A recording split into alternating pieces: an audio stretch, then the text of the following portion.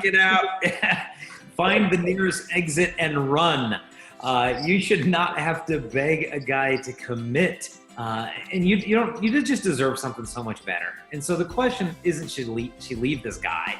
The question is, why is she desperate for the affection of this uncommitted guy? Because if he's not wanting to be committed to be your boyfriend or your husband, what is it he's committed to do?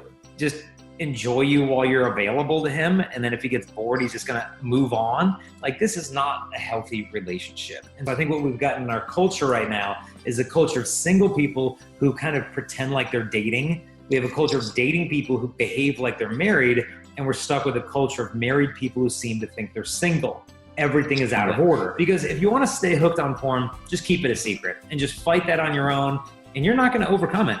It's when it's brought into the light that the problem's going to get solved. And so step number one, don't keep this thing a secret. Talk to somebody who you respect and admire that can help you to overcome this vice. Because not only is it possible to overcome, it's necessary. Because really, what's the option? I mean, do you really want to be 10 years from now in your life still addicted to porn?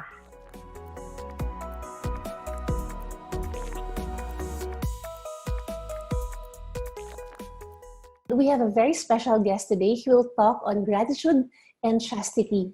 He has spoken to more than 1 million people on 6 continents and is the author of more than a dozen books, including Pure Faith, Theology of the Body for Teens, How to Find Your Soulmate Without Losing Your Soul, and St. John Paul the Great.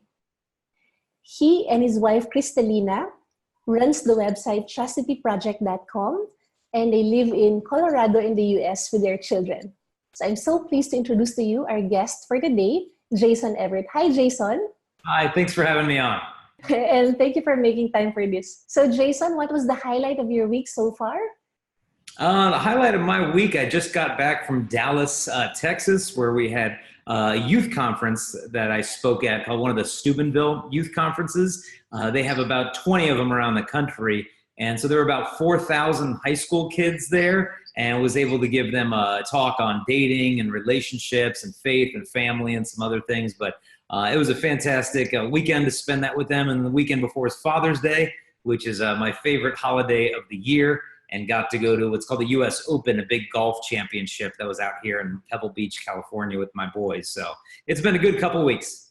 Wow, how many boys do you have? We've got 5 boys, number 6 on the way. Wow. Yeah. All right. So how is it being a parent to 7 children and 8 on the way?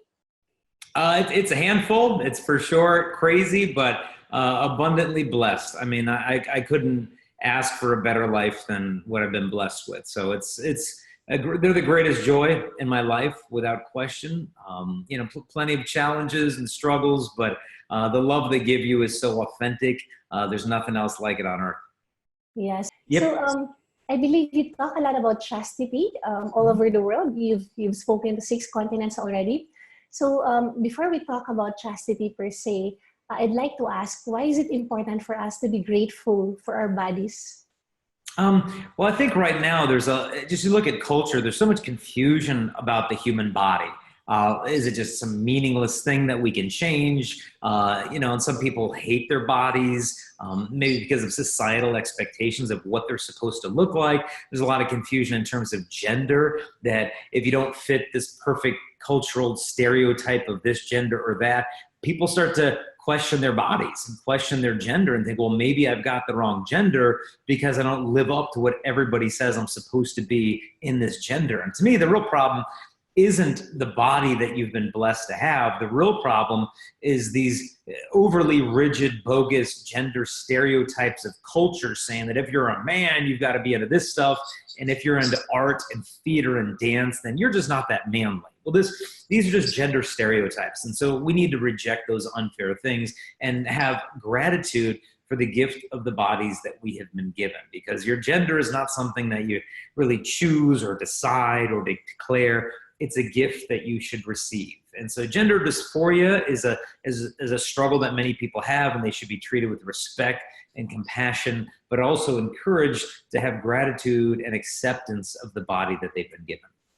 Yeah. So what advice can you give people who want to appreciate their bodies more, to be more grateful for their bodies, but for some reason they tend to focus on what they don't have or what's lacking, etc.? I would say get off social media a little bit, because I think what's happening so often is when people go to bed at night, they whip out their phone and they just start scrolling through all their Instagram and Snapchat and Facebook feeds, and they see everybody else's perfect hair and perfect body and perfect relationship and all these filtered photos that frankly aren't reality. I mean, those people can post anything they want online, but they're not going to post their struggles and the parts of their body that they don't like. And so it creates unfair expectations and comparisons that only lead to feelings of inferiority. And let's face it, as far as women go, there's only one woman on earth who gets to be the most beautiful, only one man who's the most handsome. And the rest of us aren't going to be the most beautiful, but that's okay. The goal is not to stand on top of the pile and look down on everybody else. The goal is to live a meaningful and joyful life. Meaningful and joyful life. I love that. And now let's proceed to chastity. So why is it important for people to be chaste? And do you think this is one way of loving our body by being, by observing chastity? Yeah, you're accepting, in a sense, the way that your body has been made. You're accepting the way that sexuality is supposed to work, because when we live in fear of our own fatherhood by how we're using our sexuality, I'm afraid I got that person pregnant, I'm afraid I got a disease, we're misusing the gift of the body that's been given to us. Fertility, for a woman to get pregnant doesn't mean something went wrong. It means that something actually went right. And so procreation is a natural fruit of the gift of our sexuality, not something that we should fear. And so what chastity does, it doesn't eliminate our sexual desires, it orders them according to the demands of authentic human love. And so, yeah, I have that desire, but the question is, okay, in acting out in that desire, would that be an expression of love, or would I be expressing lust and using another person? And so chastity gives us that interior strength to order our desires to express real love instead of just the heat of the moment and passion and lust. Mm-hmm. What does it mean to be chaste, and how can you observe chastity when you're single, and then when you're in a relationship, and also when you're married? Yeah, and so as you pointed out, it's a virtue that applies to everyone regardless of your state in life. And so as a single person, one of the things that would evolve would be reserving the expressions of affection and sexuality that should be reserved for marriage. And so I think what we've got in our culture right now is a culture of single people who kind of pretend like they're dating. We have a culture of dating people who behave like they're married, and we're stuck with a culture of married people who seem to think they're single. Everything is out of order. And so if you're a single woman, don't pretend like you're dating, because you're not his girlfriend. If you are his girlfriend, don't behave like you're his wife, because you are not his bride yet. And if you are his wife, then live as one. And if men would just do the same thing, I think dating would be a lot simpler. And so as a married couple, chastity would involve me not having affairs with other people, not just physically, but emotionally, mentally, visually. It would involve using the gift of sexuality as it's supposed to be used, not looking at pornography and things like that. Mm-hmm. There were a lot of people who had questions also on dating and relationships. Mm-hmm. And one of them asked, what advice can you give a woman who is dating a man, and this man was telling her that, I love you, I don't want to lose you, but I cannot commit to a relationship? Should the woman wait, or get out? Find the nearest exit and run. You should not have to beg a guy to commit, and you just deserve something so much better. And so the question isn't should she leave this guy. The question is, why is she desperate for the affection of this uncommitted guy? Because if he's not wanting to be committed to be your boyfriend or your husband, what is it he's committed to do?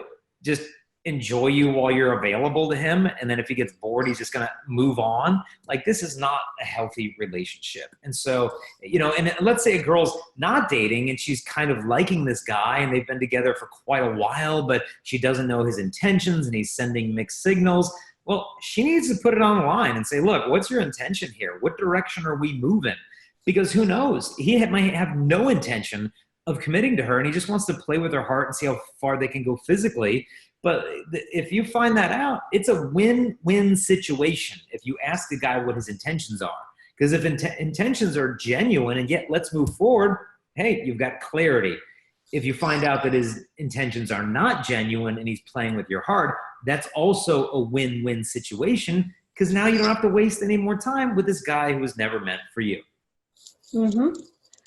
I like how you answered that, very direct and straight to the point, and also very encouraging, because I know a lot of women are afraid to ask a guy what his intentions are, because women would feel like the guy should do the DTR, or defining of the relationship. So you think it's okay for a woman to ask a guy what his intentions are in dating? I think it's not okay for her not to do that if enough time has passed. It's not obviously something you do on the first date. So like, hey, we getting married or what here? Where's the show going? But if enough time has gone by and he's just kind of floating down the river with no real direction or intention or goals or intentionality, then yeah, she's got a right, and I think even a duty to talk about this tough subject, because like all good relationships involve plenty of open and honest communication. And if she's afraid of talking about this, is this a relationship worth keeping? You need to be able to talk about what's on your heart. So I'd like to ask you, what are the ways by which a woman or a man can fill his or her own love tank? Well, one is, I think you've got to make sure you're connected to your own family, connected to authentic friends who bring out the best in you, because they say friends are like elevators. They either bring you up or they bring you down. And so you have to choose there wisely. Be connected, if you have a faith background, to God, to stay connected to him. Because when you're isolated and lonely and in a state of desolation, a lot of times we can allow our sense of loneliness and aloneness to dictate our dating decisions. And that's typically when we make some pretty poor decisions. So you never want to make any major decision during a state of desolation. But if you find yourself in that state of aloneness, the answer to it is not to enter into an unhealthy dating relationship. The answer to it is get more connected in your non-dating relationships that are more healthy, and then you'll be able to see more clearly the value of potential dating relationships. All right. And what are your thoughts on online dating? For example, for Catholics, there's Catholic Match. For non-sectarian or non-religious people, there are other dating sites like, I don't know, CMB, Bumble, etc. So what are your thoughts on online dating? I believe in online meeting, but not in online dating. And what I mean about that distinction is you could find a potential future spouse through one of these good online Catholic dating services, but I think dating itself needs to take place face-to-face. Meaning maybe you connect online initially, but then you want to make efforts to connect in real life. Because if they live in Abu Dhabi and you live, in Manila, really, what are the odds that, perhaps if they have a job transfer and they can move to the Philippines, hey, great. But if that's not a realistic prospect, then you need to be careful, not only what you're doing with your heart, but with the heart of another person on the other side of the globe. And so you want to, when you have this initial meet online maybe, or just reading their profile, really look, is this a realistic prospect, or am I just really stretching my odds here and trying to just throw out the hook to catch anything at this point? Now, I do know good Catholic happy couples that have met through online dating services, but I also know far many more that have had some pretty rough experiences with these, where the person was not exactly at all what they had expected in their online profile. Because you can be whoever you want online, but when you're spending time with a person face-to-face on a daily basis, that's when you get to really truly see their virtues as well as their vices. Mm-hmm. So in relation to that, what are your thoughts on long-distance relationships? It's possible. It's difficult, obviously. I met my wife, Kristalina, in the Bahamas at a conference we were both at. And then she moved back home to Colorado. I moved home to California, which is about an 18-hour drive between those two places.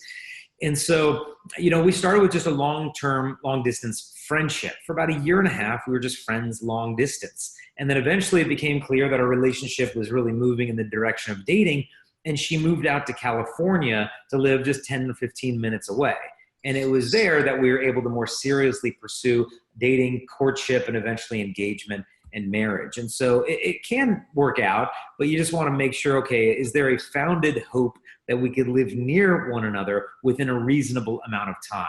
And if that isn't really on the radar and you have an indefinitely long distance relationship where you hardly ever see each other, really think that through. Is this best for that other person to tie them up romantically in a sense and emotionally for the next 5-10 years of their life, perhaps, when we know that marriage and living near one another might be not be a realistic option. Mm-hmm. And wow. Okay. So I asked that. I remembered when you were in the Philippines, there were so many questions that were given by the attendees. I think we had around this thick. We were not able to ask all the questions, but I have some of the questions. Maybe I'll send some of you later on. But one of the questions that was being asked was this: how do you move on from a difficult heartbreak? Yeah. I don't know about you, but we've all been through it. I've been through some rough breakups in my time, and it seems like almost the longer and more intense they were, the longer it takes to bounce back. So the first thing you want to make sure you're doing is not going, because you need consolation when your heart is broken. You need to make sure you're not turning to false consolations, meaning hooking up, drinking a beer, getting drunk, taking drugs, just doing stupid things that are not going to heal your wound, that are only going to infect it. Find real consolations. Hang out with friends that bring out the best in you. Reconnect to your family. Reconnect to your faith. Get involved in a hobby or whatever. Like exercise more. Like go do healthy things that are going to make you feel better instead of being like, oh, I just feel so lonely. I want to numb my pain. And sometimes you can end up using another person to numb your pain, but that's not going to solve the deeper issue or the deeper problem. So the key is don't jump into a rebound relationship, but take some time to heal, take some time off for yourself to reconnect with those who truly love you. Do you think it would help if you block the person on social media? It depends on how this relationship ended. I mean, relationships, I know a college girl that when she got to college, she was talking to all her college girlfriends, and they couldn't believe that she was friends with all of her ex-boyfriends. And they're like, that is so weird. That is just not natural. But she said, well, no, this is how it's supposed to be. Relationships aren't supposed to end in emotional divorces. She said, my relationships ended on a note of friendship because we kept the relationship pure. We weren't acting like a married couple and then we needed an emotional divorce. We weren't flying a plane at 30,000 feet and then crashing the thing. The landing is a lot smoother if you keep it at the altitude where it's supposed to be, which is still on the runway before you get married. And so, sometimes you may need to block that person on social media because maybe seeing what they're up to and now he's with this other girl, and it could cause a lot more emotional angst than you really need to go through. And so it's up to each individual situation. I mean, I've got Facebook and, sometimes it'll pop up there, friends from college, sometimes an old girlfriend from college. But to me, there aren't really hard feelings there or remorse, regret, or temptation because we had chaste relationships. And so when I see them or their kids, I'm just happy to see how God's blessed them in their lives. But every relationship's different. Wow. So I think that's one of the benefits of having a chaste relationship. So what advice can you give people who are addicted to porn? Well, one thing I would recommend is get an online filter and accountability program that's going to block the pornography. The best one that I know is called Covenant Eyes. So if you go to covenanteyes.com and sign up, you can use the word promo code Chastity, and it'll give you a free month for free to try it out. This will not only block the pornographic content, it will send a report of what you're looking to an accountability partner who's going to be able to know what you're struggling with. Because if you want to stay hooked on porn, just keep it a secret and just fight that on your own, and you're not going to overcome it. It's when it's brought into the light that the problem's going to get solved. And so step number one, don't keep this thing a secret. Talk to somebody who you respect and admire that can help you to overcome this vice. Because not only is it possible to overcome, it's necessary. Because really, what's the option? I mean, do you really want to be 10 years from now in your life still addicted to porn? Maybe some 25 or 35-year-old dad who's got to slap your laptop shut when your 6-year-old daughter comes in the room because she can't see what dad's seeing. It's not the father we want to be. Do you want to be a porn-addicted wife or husband? Nobody wants that. And so just in a very firm way, try to fight this battle. It's possible to win, and with God, all things are possible. But don't try to fight it on your own. get some accountability software, and find a good accountability partner to help you out. And you can go to our website, which is just chastity.com, and then just click on the button that says pornography. And we've got tons of tips to help you to break free. All right. So we talked about dating, we talked about chastity. Now let's move on to relationships, specifically married life relationship. You've been married to Cristalina for how many years? We just had our 16th wedding anniversary. Wow, congratulations. Thank you. So how do you keep the love and the romance alive in your marriage? Well, it's kind of like having a prayer life. Like, you have to make time for this, or it's just not going to happen. People say, "Oh, I don't have time to pray." It's like, you have time to pray. It just, prayer doesn't matter for you, and that's why you don't pray, because we make time for what matters to us. Same thing with a romantic relationship. I've got a friend that he has never, ever once missed his weekly date night with his wife in about 20 years. Rain or shine, they go on a date. And you know what? I'm telling you, that guy's kids are going to know how to date because they watched it. And so with Cristalina and I, we try to be able to carve out that time to get away from the kids. Because look, not only do you need a break from your kids need a break from you too. And so it's healthy to be able to exhale, to just get a sitter over for the night and then head out, have some dinner. And so for, our wedding anniversary, we went out to big, nice, fancy dinner. We went to a hotel away from the kids, and I got to play some golf, and she got to go to the spa. And we came back so much more refreshed, connected, and better parents. And so you just have to carve out that time. And what are you most grateful for as regards your relationship with your wife? I would say, honestly, the spirituality that we're able to share together. That, faith is not really a point of contention for us or a struggle. It's something, excuse me, that really is like a super glue between us, that when everything's going rough, that we can go and pray together. And because, marriage has plenty of stress and plenty of difficulty. And so I'm really grateful that that's one element of our relationship that we don't struggle. And speaking of that, if you can advise a single woman or a single man, what are the top 3 qualities he or she should look for in a spouse? What would those 3 be? Well, one is, I would say, make sure you come up with this list and make it bigger than 3. My wife had a list of 61 things she wanted in a future husband. And she created that list after years of settling for guys who are not what she wanted. And look, I know it's disappointing as a woman when there aren't a lot of good guys around, but I'll tell you, it is a much better thing to be disappointed in some guys than to be disappointed in yourself for settling for a guy who's only half the man that you deserve. And so think, what is it on that list that's important to you? How about that he's faithful, that he's sober, that he's not addicted to porn, that he's respectful of you, that you can trust him with all of your heart, that he doesn't pressure you to go too far, that he doesn't just respect your morality, he actually shares your morality. Like, really think about this, because you don't want to date somebody hoping they're going to change. You want to date someone hoping they're going to stay the way they are for good. Otherwise, you're doing missionary dating. You're dating a project, not a person. And granted, all of us have our own imperfections, but you got to really look at this, because some are a serious red flag. And if he's got qualities that would be toxic and cancerous to a future marriage, then honestly, I don't recommend hanging on for too long, begging him to change, because he should want to change for love of you. The whole courtship phase of a relationship is typically where you're on your best behavior, because you want to win this person's affection. And if their best behavior is frankly quite unimpressive and not leaving you feeling very cherished, then don't expect things to get much better when you tie the knot and you get married. And what advice can you give a woman who is of age, maybe in her 30s, and who's been waiting for the man that God wants her to marry? And how do you encourage the woman to keep the faith? And what are the steps that she can do in order to attract the man that God designed for her?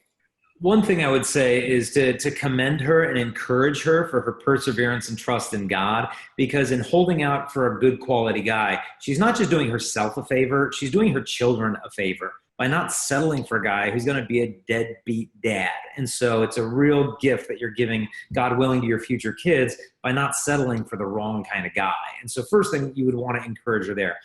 Secondly, I remember a man saying, look, don't run after who you think is Miss Right or Mrs. Right all the time. He said, look, run after God. Run after him with all of your strength. And after a while of running, then look beside you and see who's keeping up with you. Those are the type of people you want to date. And so try to focus on God and get involved in good things. Get involved in whether it's campus ministry or pro-life work or just some type of good service work, youth, young adult groups at church. Like, go where the good people are. Don't just sit around waiting for things to happen.